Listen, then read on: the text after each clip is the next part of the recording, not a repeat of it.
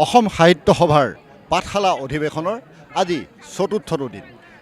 আপোনালোকে প্ৰত্যক্ষ কৰিছে এই চতুৰ্থ দিনাও পাঠশালাৰ ভট্টদেৱ ক্ষেত্ৰত কেনে এক উদুলি মুদুলি পৰিৱেশ, কেনে ধৰণে মানুহে ইয়াত ভিৰ কৰিছে, কেনেধৰণে দৰ্শনাৰ্থীৰ সমাগম হৈছে, কেনেধৰণৰ গ্ৰন্থপ্ৰেমীৰ উপস্থিতিৰে উদুলি মুদুলি পৰিৱেশৰ সৃষ্টি হৈছে ভট্টদেৱ ক্ষেত্ৰত।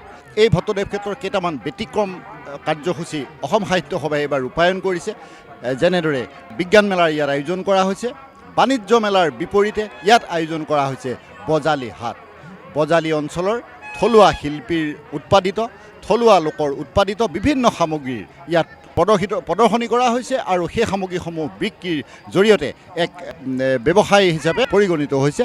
এই বজালী হাটত বিভিন্ন শ্ৰেণীৰ লোকে পুৱাৰ পৰা গধূলিলৈকে নিশালৈকে ভিৰ কৰা প্ৰত্যক্ষ কৰিছোঁ আমি। আজি আপোনালোকক আমি বজালী হাটৰ ভিতৰত কেনেধৰণৰ কি সামগ্ৰী উপলব্ধ হৈছে, কেনেধৰণে বজালী হাটে বজালী অঞ্চলৰ ঐতিহ্যক প্ৰতিপন্ন কৰিছে সেই বিষয়ে দেখুৱাৰ চেষ্টা কৰিছোঁ। বজালী হাট উপসমিতিৰ সভাপতিৰ গুৰু দায়িত্বত থকা জিতেন তালুকদাৰ ডাঙৰীয়াৰ মুখেৰে আমি শুনিবলৈ চেষ্টা কৰিম বজালী হাট এই অঞ্চলটোৰ কি ধৰণে ঐতিহ্যক প্ৰতিপন্ন কৰিছে আৰু বজালী হাটে দৰ্শনাৰ্থীৰ বাবে কি কঢ়িয়াই আনিছে।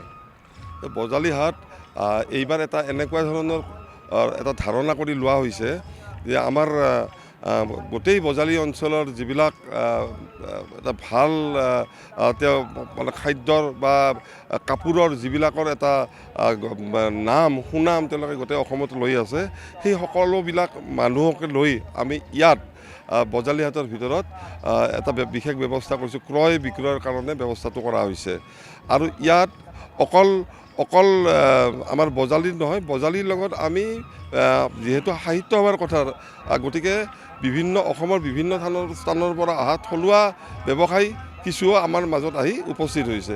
আৰু ইয়াত আমাৰ দুটা ব্যৱস্থা, এটা হ'ল খাদ্য সম্ভাৰ ক্ষেত্ৰ আৰু এটা হ'ল বজালী হাট। আমি খাদ্য সম্ভাৰ ক্ষেত্ৰত অসমৰ বিভিন্ন ঠাইৰ পৰা অহা ৰাইজক আমি ইয়াত সেৱা শুশ্ৰূষা কৰাৰ কাৰণে ব্যৱস্থা কৰিছোঁ, তেওঁলোকৰ খোৱা বোৱাৰ ব্যৱস্থা কৰিছোঁ।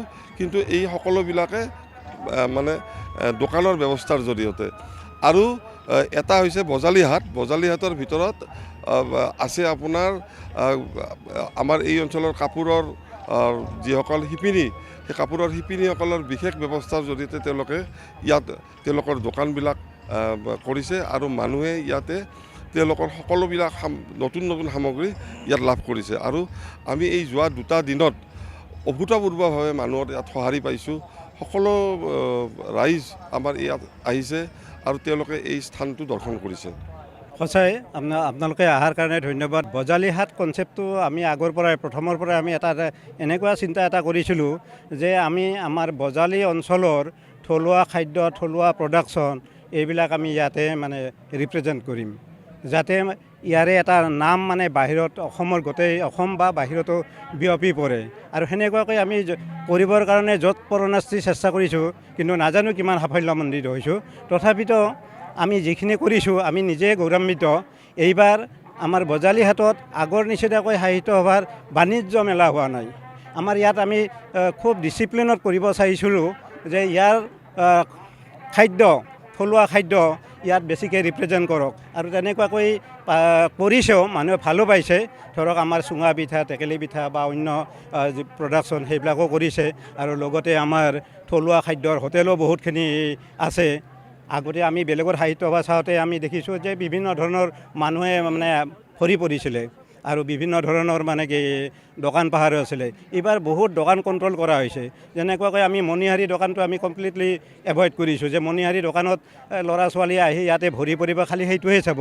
আমাৰ কনচেপ্টটো হৈছে সাহিত্য সভা। সাহিত্য এটা বিশাল ভাৱৰ তাত সৃষ্টি হৈ আছে। সেই সাহিত্যৰ মাজত দিয়ে আমাৰ গোটেই জাতিটো যাতে একত্ৰিত হয়, আমাৰ সেই কনচেপশ্যন সাহিত্যৰ প্ৰতি অনুৰাগী হওক, যে মেলাৰ প্ৰতি অনুৰাগী হ'ব নালাগে। য'তে হ'লে মানুহে আহে কি কৰে, মেলা চাব আহে, মেলাত বস্তু কিনে বোলে সাহিত্যৰ পৰা আমি এইটো কিনিম, আমি সেইটো কৰিম, ঠিক সেনেকুৱা মনোভাৱ লৈ আহে। সাহিত্যৰ কোনো মানে কি ভাৱ ভাষা ল'ব নিবিচাৰে, তাত মানে কি মানুহৰ গভীৰ তত্ত্বৰ লেকচাৰ শুনিব নিবিচাৰে। কিন্তু আমাৰ কথা হৈছে ইয়াতে সেইবিলাক